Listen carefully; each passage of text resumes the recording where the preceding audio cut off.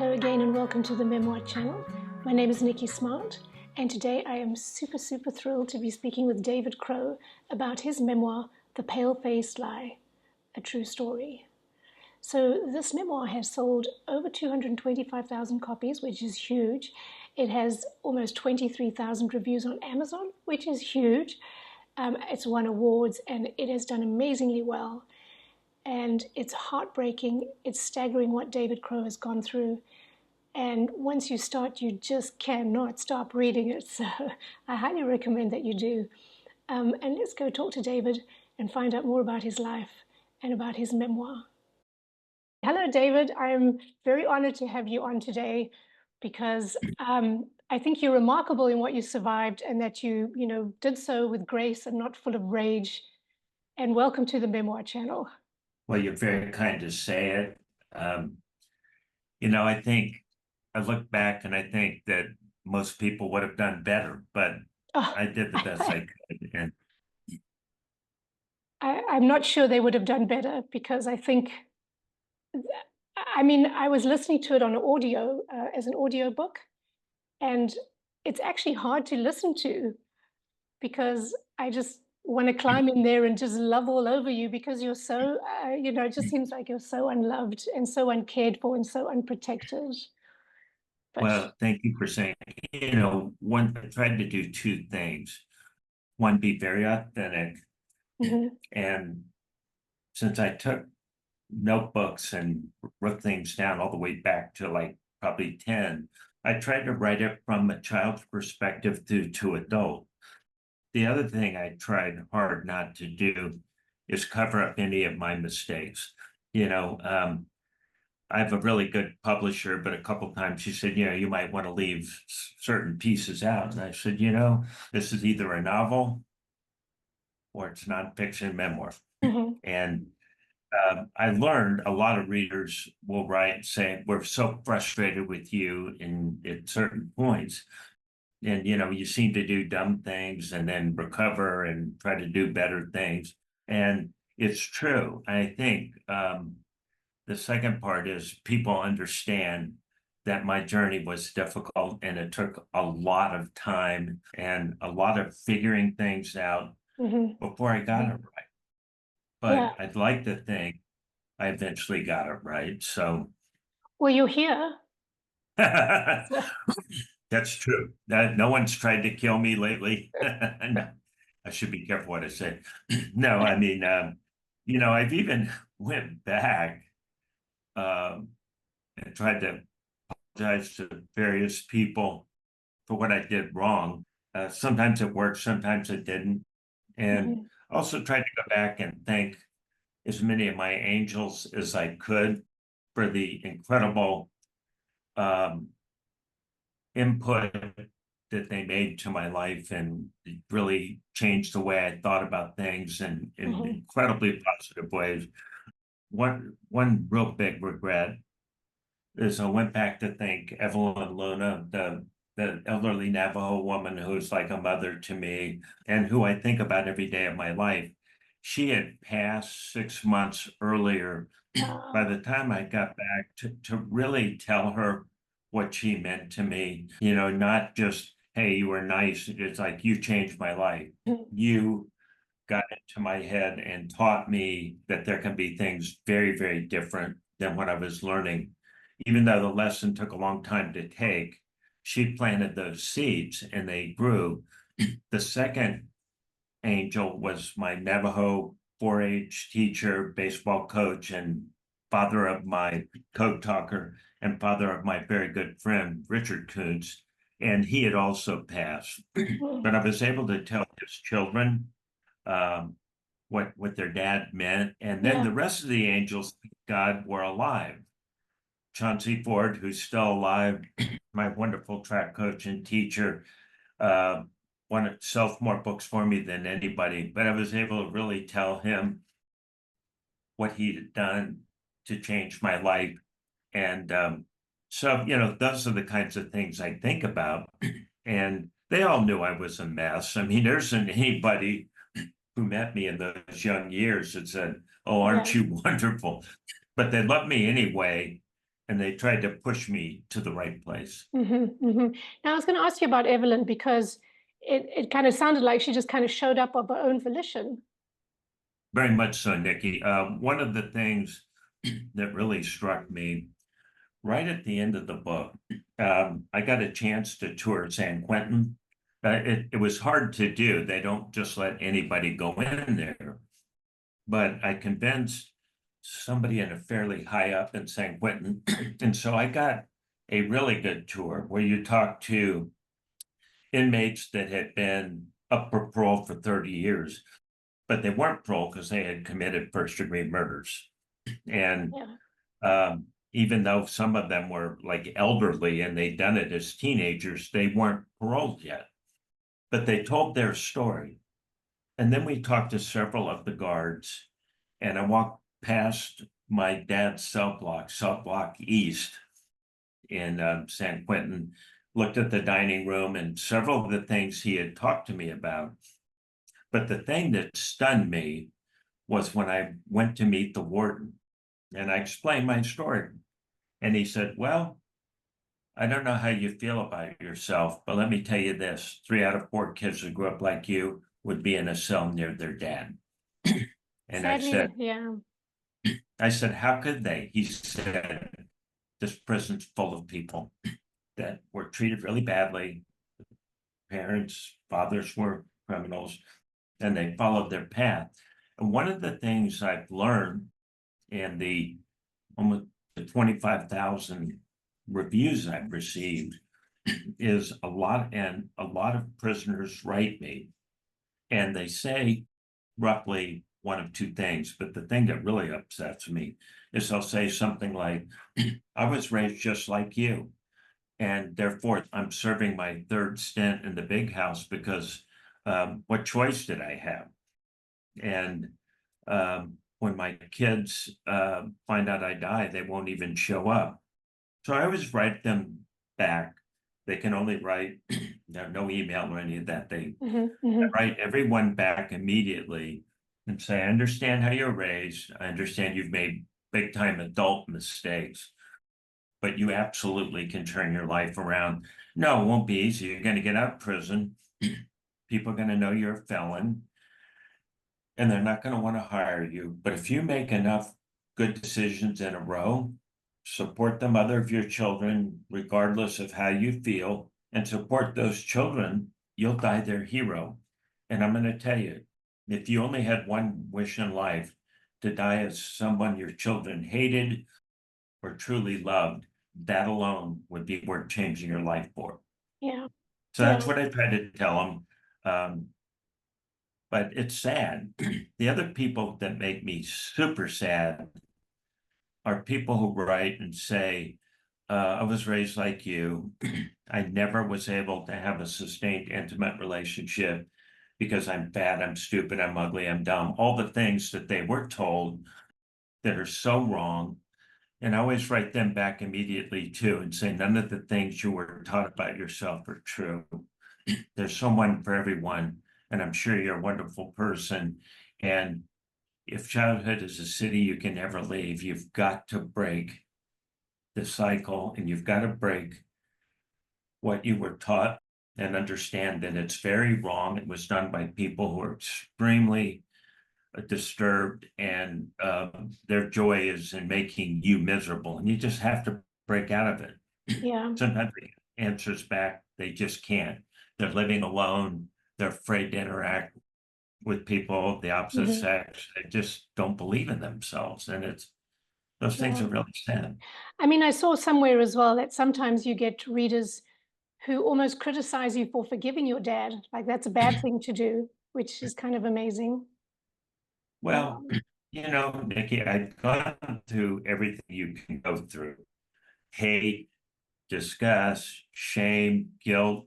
And I finally one day, and it's in the book, I realized that if I could forgive him, I could also forgive myself because I have so much guilt and shame Mhm. for lots of things, including what was done to my mom and siblings. So when I did it, he even questioned it. He said, how could you possibly forgive me? And I mean, which is interesting because he denied up until then that he needed anything to be forgiven Right. for. But what I said is, you don't deserve it for the life you've lived. You clearly don't. But I want to be the son you didn't deserve to help the father that should have been much better. But any way you want to look at it, because I'm going to be honest with you, I'm doing this for me. And I'm doing this because it's the right thing to do. It's always the right thing to do to treat people uh, as well as you can. And whether they deserve it or not, it's up to God or their Sure. conscience and he was puzzled. He was genuinely puzzled. He said, I don't understand you. They said, you don't need to. I understand you Yeah. perfectly. I mean, he obviously grew up with very little love in his life too. So how do you learn to be loving if you've never experienced it? And he did. Dad had both parents had very, very difficult childhoods.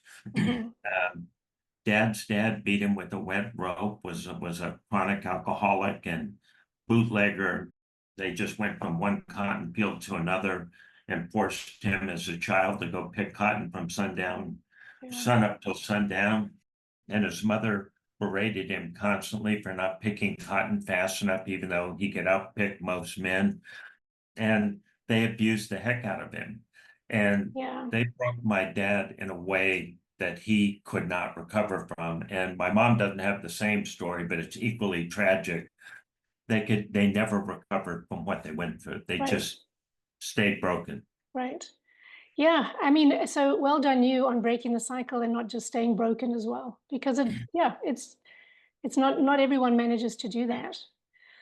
But I was wondering if you would talk a little bit about, and you paint such amazing picture. I mean, first of all, this needs to be a film because it's just I mean, I could just see the whole thing in my head. I could see it unfolding.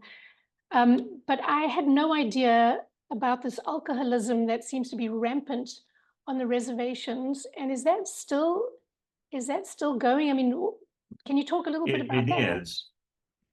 And you've hit on one of the real sensitive spots. And because I ran my book by my three Navajo friends I grew up with. Hmm. And they said, we don't like what you're saying, but it's true. Hmm. And I actually have a high Native American readership, so I haven't been criticized too much for what I said. But what I said is exactly what I saw. And the thing is, the alcoholism, the unemployment, a lot of it's just as bad as it was. If I Mm. took you in my car, Nick, if you and I got in a car and when we cross the reservation line, I'm going to make you close your eyes and I'm going to drive you 10, 15 minutes from where I actually live, or even less than that, and said, open your eyes. You might not know what country you were in. The Mm. infrastructure, the unemployment, the poverty. And I know these things get me in trouble, but I I love the Navajo Indians and I love my experience with them. And it was home for me. Mhm. I understand as an Anglo, even though that's a spoiler alert for the book, criticizing another race or another person who's been in different circumstances than yourself is cruel, and it's viewed as, Mhm. how dare you? And but that is exactly what I saw, and it made me sad. Mhm. Uh, made me very sad. You would see families, entire families, walking endless number of miles in 100-degree heat, no shade. And I would look at my dad and say, look at this, and just break into tears. And one of the saddest things, when we moved to Gallup, which is a border town and has every bit of the Navajo poverty problem because it just comes to town. One morning day, just after we moved to what I call South Second Street, we lived right at the edge of town. And there was a liquor store, a pawn shop, a junkyard, and a liquor store that was 7 a.m. to 2 a.m. And I looked around and I'm just staring at this. And my dad turned to me and he said, what are you looking at? I said, well, Dad, look at this is awful. Mm. And he said, David, this is an idiot's paradise. Yeah, I said, okay, I get that. But I walked down to the trading post. A man named Mr. Carson owned it, and he spoke Navajo, Spanish, English, Apache. He was one of, I mean, those trading post owners were really amazing people. And he used to let me come into his trading post and talk to him.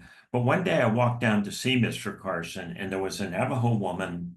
I'm going to guess she's about 60, and she had three children, and her husband was standing next to her, barefoot, and he was taking off his bolo tie, his hat, anything he could sell because he wanted more liquor. And the look on her face Oh, of hopelessness, it just broke my heart. I'm thinking, oh my God, what are we doing? The liquor store is open all but 5 hours a night. mm, You could probably get liquor for 2 a.m. through the back door. And this poor family has nothing. They yeah. spent every penny on his liquor issue, and they're going to go back home completely broke. Mm, And I just started crying. I thought, how can this society do these things? yeah. Mr. Carson said, it's not our fault. And I said, it's somebody's fault because you're taking advantage of people who clearly don't have what the wherewithal to not do this to themselves. It was just Right. awful, Yeah. Yeah. very sad. No, it is very sad. But I mean, your whole it seems like your whole childhood is very sad. And I mean, there were some parts that were just so hard to listen to. Yeah, But now I know that you moved beyond it all, and you forgave your dad, and you forgave your mom, and you forgave yourself. Now, when you were forgiving yourself, did you? I don't even know what I want to ask here, but it's almost like, do you notice a difference? Like, did you feel something different within yourself? it took a while, but yes. I think one of the issues is, if somebody's really done something wrong to you and they come to you and give you a genuine apology, Mhm. meaning, I get what I did wrong. I am very sorry for what I did wrong, and I will try never to do that to you again. Rather than, oh, I'm sorry you're mad at me. Oh, get over it. I'll say Yeah. I'm sorry if you'll just stop. So when I called my dad after I went back to the house in Gallup, where I remembered what had happened to my mom in that house, and I called him and I said, do you have any regrets how you treated our mother, how you treated us, how really bad you were? And of course, he started screaming at me. Uh, you're a liar. You're not much of a man. I knew you wouldn't be. Don't revise history to make yourself look good. Just because you're a coward that feels bad about yourself, you should feel bad about yourself. So he slams the phone down, and some part of me broke out of a prison cell, so to speak. I'm like, I've spent my life trying to be loved by a guy who expects me to be the worst human you can be in order to make him happy with me. Oh my God, what have I done?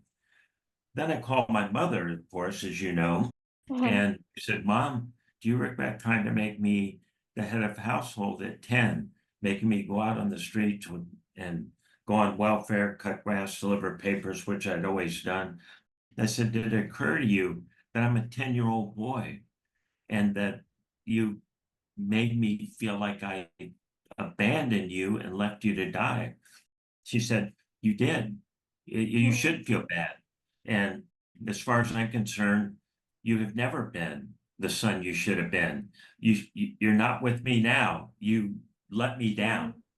Yeah. So at that point, forgiving yourself, you have to kind of churn through what you've just been told. Yeah. I think there's a lesson for any of us who've been through tough times, and many of us have in many different ways, is the forgiveness you give yourself is not because somebody accepts an apology, that somebody is responsible and accountable for what they did. Many of us, most of us, are in a spot where that person or persons is never going to do that for you. Sure. Then you have to take it upon yourself to look at yourself outside yourself and say, why have I punished myself so much? Why am I a person who can't forgive? myself. And once I understood that, not intellectually, because I was, but emotionally, Hmm. because I just experienced such an intense evening when this man let me back into my old house, and then for my parents to react exactly like they always did. You let me down. Hmm. You are the problem. So it was gradual, but it was incremental and consistent. And every day I woke up feeling better and I could talk, be vulnerable, which I know is an overused word, but it's an important word. And when I actually wrote the book, so many friends, colleagues, guys and gals I went to college with said, we always knew something was really wrong. We liked you, but you were guarded. You turned everything into Right, a joke. because you never said a word, did you? You never I told didn't know what to anyone. do. Yeah, I yeah, mean, what are you going to tell people? I had this girl in college that I cared about a great deal, and her family said, "Oh, we'll forgive anything. Don't worry about it. You're no matter what your dad's like." And I'm no. yeah. I said, "I don't want to be in my own family. I can't imagine you want me to be in your family." Right. And when I broke up with her, she got very upset with me. She said, "I know what you're doing. You just don't think you deserve to be happy." And I said, "I definitely don't. And what I'm going to do to your family is going to mess it up. If I told your parents the truth, and even you, all of it, you wouldn't want anything to do with me. Yeah, I wouldn't want anything to do with me." That is a really bad place to be, and would take me many, many decades right. to uncover, to dig through it. Your first thought when you get to a better place is, "Oh my God, I should have done this 30 years ago." Yeah, it's not that But easy. Hmm. I couldn't have. I Yeah, just, it wasn't in me. because you were in your 50s when you finally sort of shifted out of, right? And Very got, early 50s. yeah, and it was sort of triggered by this visit with your where you used to live and going into the house and actually sort of facing it as an adult and imagining this little 10-year-old boy. Yeah, And strange. I had thought through this 1,000 times. I don't know if you're like this. I hope not. Where you look at a problem over and over and over, and it feels unsolvable. You're in kind of a dead loop. And then one day you go, "Oh my God, all I need to do is this." And you slowly are on your way. You think, Hmm. how did I get stuck for Yeah. so long on something that's so obvious? But I did. It's not, you know what? Because it's very core. It's like right down to the deepest part of you. And that's not easy to just shift around. It's not. So, You well, know, it wasn't easy to do. And one thing that I think is funny, I'll get a certain number of emails or messages. "You're the worst person in the world. You belong in prison." And uh, at first, it used to bother me. Um, I even sent a note, which I had to retract. "Okay, come and arrest me. I'm waiting for you." But my publicist thought that that's yeah, not fun. yeah. But truthfully, of all the criticisms, that one affects me the least, Mhm. because what I'm trying to tell the reader, what I think I did, is this was my journey. And I have three siblings that in many ways, they're all wonderful people. They're kind people. They have not been able to break through this cycle. My 93-year-old mother is as broken as she was 80 years Yeah, ago. yeah. And when I look at them, I think, but there is a path out, but it's not an easy path. Well, And it's not like you can just say, "I'm going to forgive myself." But when I went back in that house and remembered everything that happened the couple of years we lived there, and then immediately reached my parents, and that did it. That was, yeah. like you just said, um, it compressed decades into hours, and it That's worked. that's pretty remarkable, actually. Wow. So your three siblings are still angry and they haven't moved into a place of forgiveness, or I think again, they're and rightfully kind, so. Yeah. but there's still anger. And there's still a sense of victimhood. Hmm. And I understand being, PTSD and all these things. These are legit, Absolutely. but there has to be a point, I think, and what I let my reader know is that you're better than that and you're bigger than that and you can break free from that. Hmm. Hmm. You have to see yourself as somebody who's worthy and deserving, loving, all those things. And when people say really mean things to you about how bad you were, you say, you're right. And I Yeah. was. Yeah. And I did the best I could. And I understand you think it wasn't very good. Yeah, but But for you're me, in survival mode. You're a kid. I mean, it's some people see it that way. And I feel really lucky. I think that my readers, 98% saw it that way. They've been very, mhm, very kind to me, very complimentary. good. I mean, your book has had a huge response. I mean, what do you think's happening there? Like, how did it just phew, explode like that? I think there's a couple of things I think that made the book really go. And I want to thank my publisher because she helped guide me. Sandra Hmm. Jonas Hmm. gave me a lot of guidance. And Jill Tappert, who's a publicist, did a lot of good work. But the thing I think made it work is that it wasn't some retrospective. It wasn't hey, I was this, now I'm this. I took you from embryo all the way to the end. I took you through the horrific years with a dad, a stepmother, a mother who I could never connect with, to a dad that tried to kill my stepmother, tried to draw me in and really, I think, get me. And what he didn't know is I understood him better than him at that point. Hmm. But I think the reader saw this very imperfect being slowly but surely growing into a decent human, despite all the stupidity, dumb things I did, mean Yeah. things, all of it, that he was going to get there. And I think Yeah. the reader rooted for me and was Absolutely. happy for me. And when I got to the end, I had a lot of them. They'll send doesn't all kinds of them. We want to give you a hug. We want to tell you, way to go. Yeah. I want you to tell you made it easier for me to forgive. Those are the really uplifting notes. I didn't think I could ever forgive. After I've read your book, I think I can. And I go, oh, thank God. Yeah. Yeah. It's wonderful. It's wonderful. Did you know that while you were writing it, did you know that it was going to do so well? No. Was that a big Uh, surprise for you too? yeah, big surprise. I think the thing that, everybody thinks they can write a best-selling book. And I had a lot of friends say they think they're a lot smarter than me, and maybe they are. Hey, if you can do it, anybody can do it. And I'll say, if I can do it, you're right, anybody can do it. But what they don't understand, some of them, you have to write from the heart, Hmm. you have to have a message, and you have to show your reader that this could have been me, that I'm looking at Yeah. this life, this imperfect life, and I want to reach over and pat the little fellow on the head or encourage this little guy. And as he gets older and older, I want to put my arm around him. I want to be his Yeah. buddy.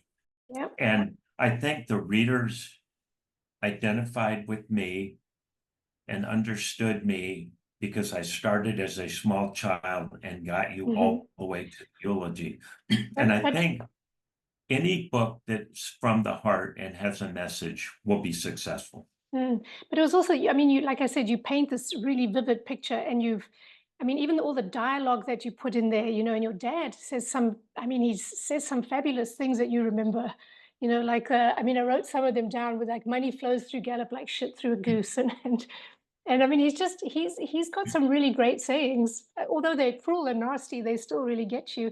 And you just seem to just have remembered so much and written it out so well that I can absolutely follow it, and I can imagine where you are, and I can really go with you on this journey. That is not an easy thing to accomplish. So well done. Well, Well done. as you know, Nikki, I have three what I'll call disabilities, and I never think of them as disabilities. I just don't. One, I'm very dyslexic, Oh yes, and that's right. I'm completely deaf in my left ear. I'm Hmm. wearing a cochlear device. And I've been mostly deaf since that terrible ear infection, and incredibly nearsighted. I had 5 LASIK surgeries in Canada before it was legal in the US. And there, I could get lost in a phone booth, but I have a close to photographic memory, and it has served me well. My publisher made me fact check every single thing, and I understood that. But I can remember my first phone number. I can remember every It's teacher's name. I can incredible. remember all of it. And even though I have all these disabilities, I can read something once and I've got it. That's amazing.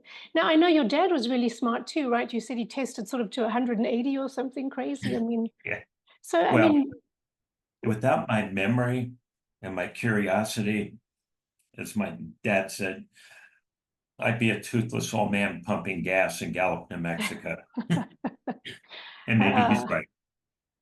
well, and now what is coming up next for you? Are you going to write something else? Are you working on something Yes, else? I am. And that's been a journey.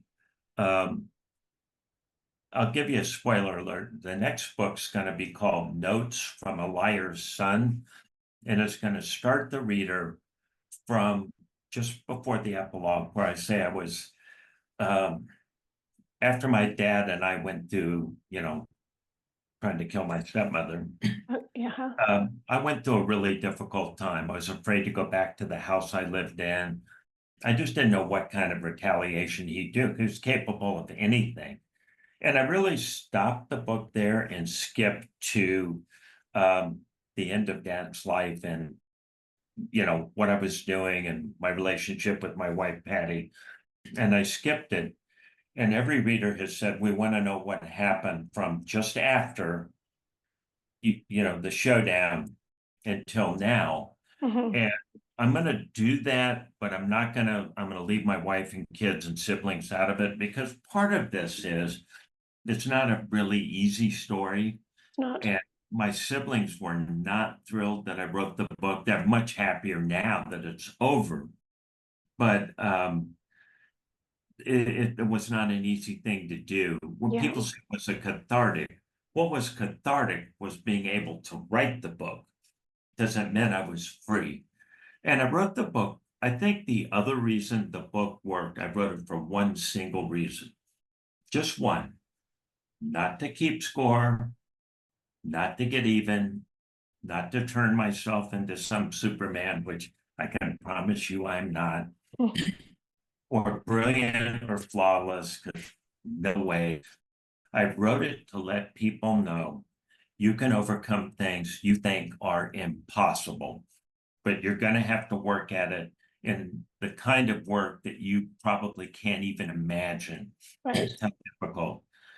It's like unraveling a big knotted ball of wire. Yep.